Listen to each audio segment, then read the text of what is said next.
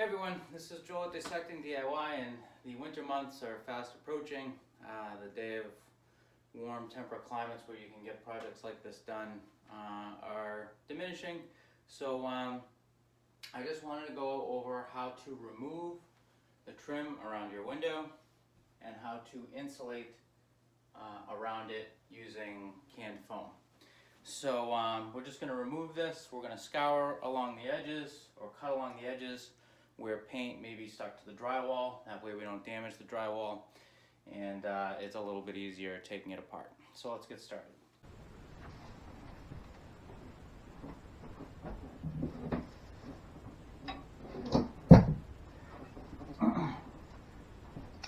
Alright, so after scoring everything, I've already scored this, as you can see, and you really want to be careful with this, having to do repairs after you've score everything, and as you're ripping this away from the wall, you just kind of want to watch it. Make sure that nothing is sticking. So as you go up, you just want to watch the seam, and if you see anything at all that looks like it's pulling away, just going to go in with your razor and really try and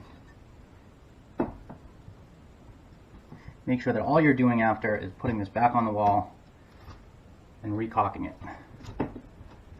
And caulking isn't so much for sealing here, it's just to kind of make a nice clean line for paint. So there's none of those. I don't know if you ever see those older houses where someone's repainted and it looks awful, and a lot of the reasons it looks awful is because there's just these cracks everywhere, uneven lines, and it just doesn't look good. So what I mean by uneven lines is you'll see gaps where the paint and the trim meet, and some it'll be filled, and then others it'll just be a wide open gap, and it just looks awful. So I always do some caulking around where the wall meets or the trim meets any other piece. This is for obviously paint only, and I do all that just to make sure that it looks nice and clean. But yep, you just want to keep going up. Just gonna keep watching what you're doing. You just want to go really slow. So we want to be able to reuse everything, and it looks to be separating really nicely.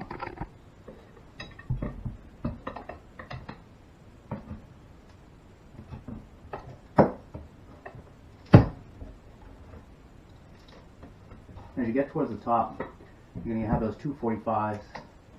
That can really be a problem because you can actually break it. There's a nail going across the top, and you just want to be careful with that.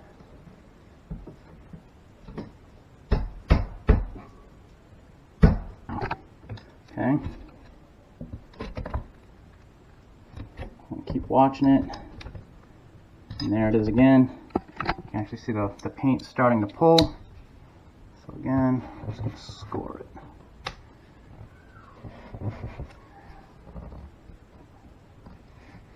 I'm just going to score this down one more time.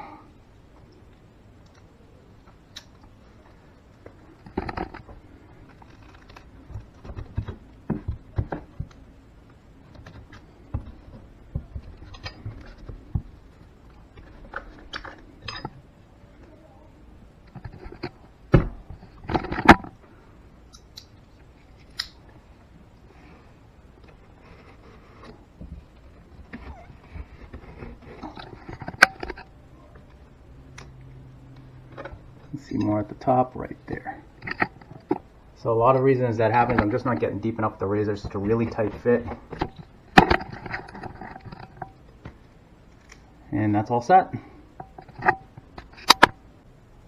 Okay, this is another thing that I really wanted to show. You can see I got some of the nails I wasn't able to get, but the ones that remain, you don't really want to push them out. You're going to create a lot more finish work that you have to do, a lot more repair. And you just want to take some linesman pliers. I know a lot of people say I'm destroying them. I've been doing this with this set I've had for about, geez, I would say 10 years. And I've never had a problem. You just want to go easy. You want to reuse all the stuff that you can.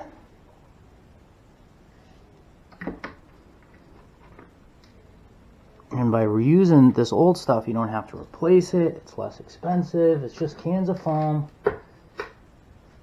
some window and door caulking, and some paint. You know, it's you can buy a little paint, pint or quarts, I should say. And that's it. It's you don't have to replace anything.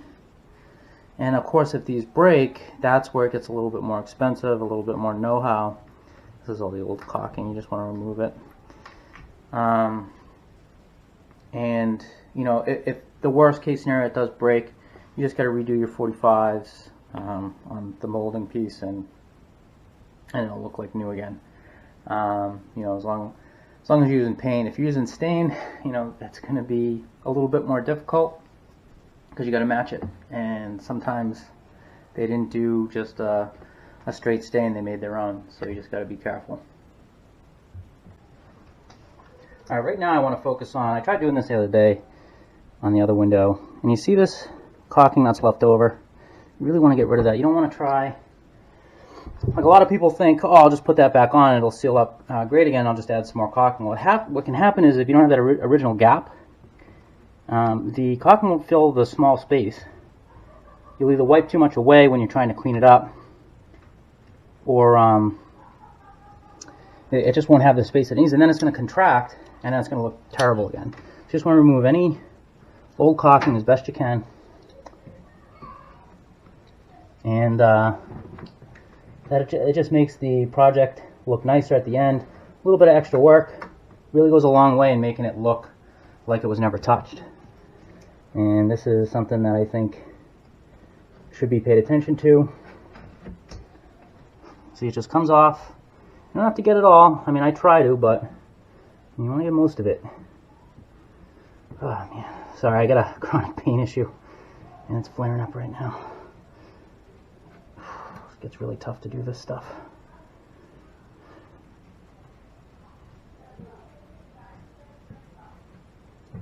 So, of course, if you're in pain, you can't focus, and it makes really simple tasks a little harder.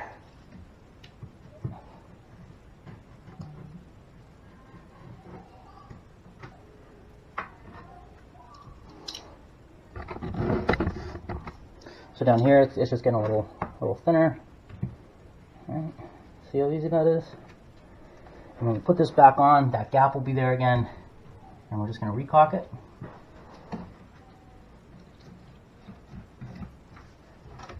We'll have to set up, and then we paint it.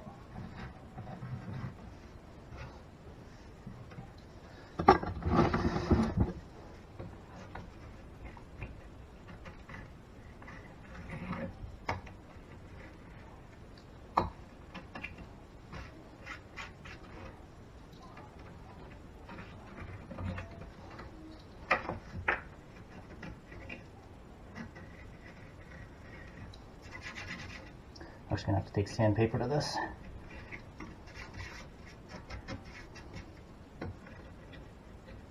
And there you go.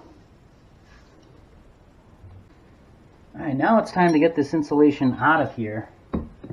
So, this is packed in really tight.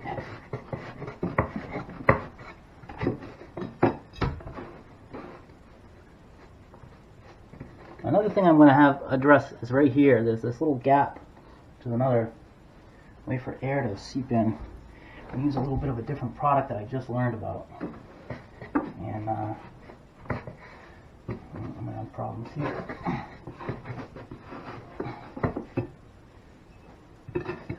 So this window, they didn't leave me as much of a gap as the other one.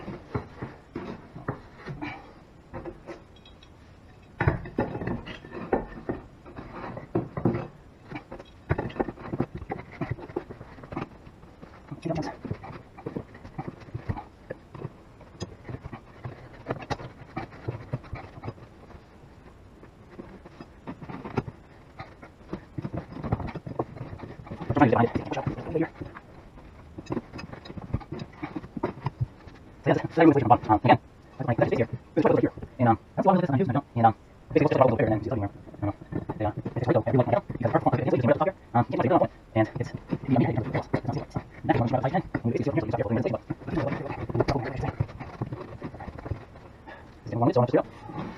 I'm trying to do is just get behind it and see if I can't push it out. There's a little bit of leeway here.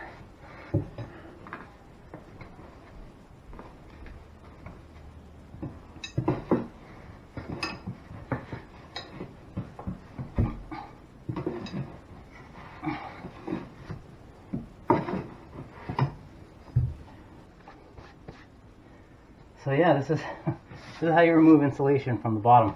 And again, if I put there's actually a space here. There's a 2x4 that goes right here. And I don't see a lot of windows like this. Sometimes you do, sometimes you don't. And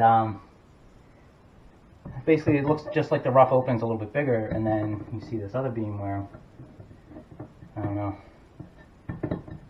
they it's great though. I really like when I get them, because it's perfect for foam. Because if the insulation just came right up to the top here, you can't do much there. You really don't want to foam it, and it can be a major headache in terms of air loss if it's not sealed right. So in that case, you want to bring the sheetrock up as high as you can, and you would basically just seal it from here so that you can stop the airflow. Because I mean, there is insulation, but these windows I like. I really like them. These rough opening I really like, I should say.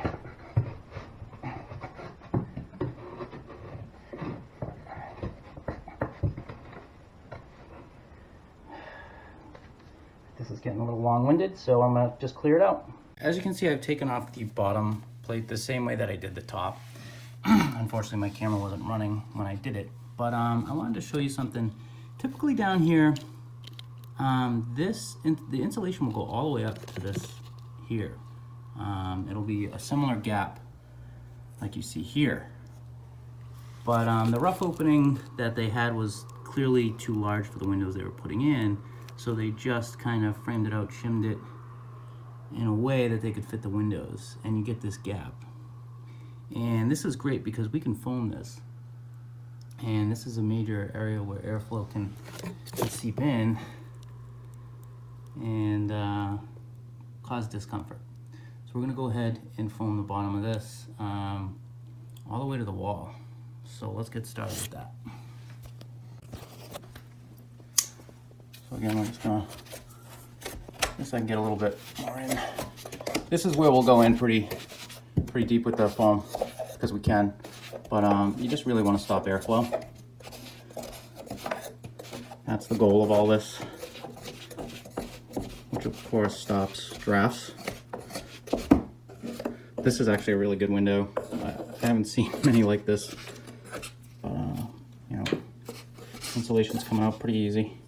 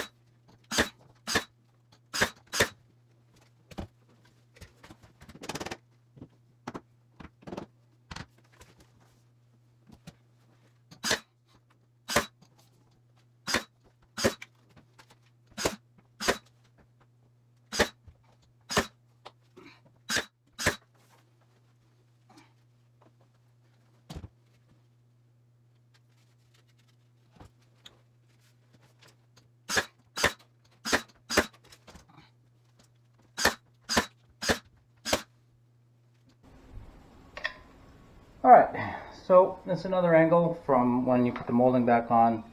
We're just going to caulk it. We're going to go start at the bottom and push the caulking into the crack by going up with it.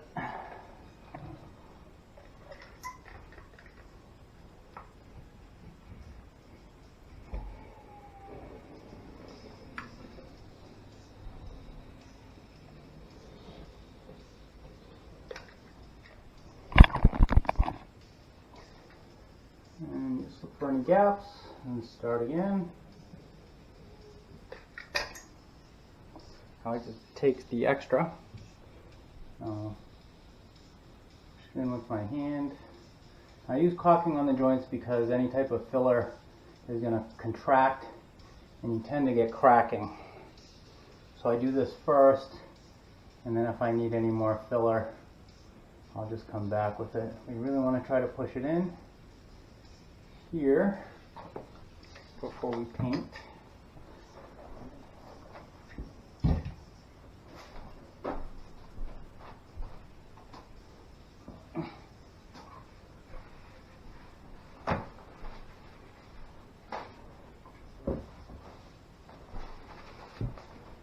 Just come back and wipe it down.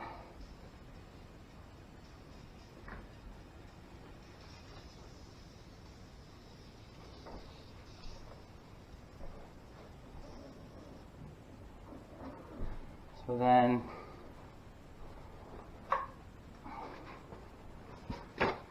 on this part, to 90, I'm just going to take as much off as we can.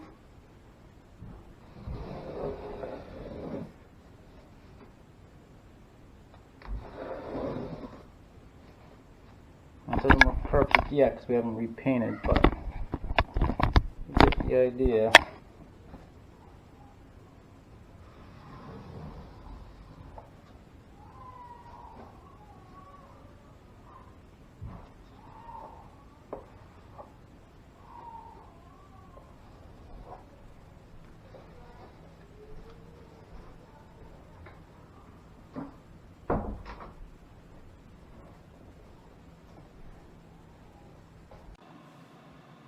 Alright, that is the how-to on how to remove your window trim, how to remove the insulation, and then how to insulate with canned foam, and how to put everything back together and, you know, make sure that everything is sealed up tight for when you paint and you don't get those really ugly lines that can be in some, you know, older homes where they haven't used any type of sealant around the trim to kind of give those fine lines of professional lines, and you get that, like those cracks and those seams, which I brought up that I really didn't like.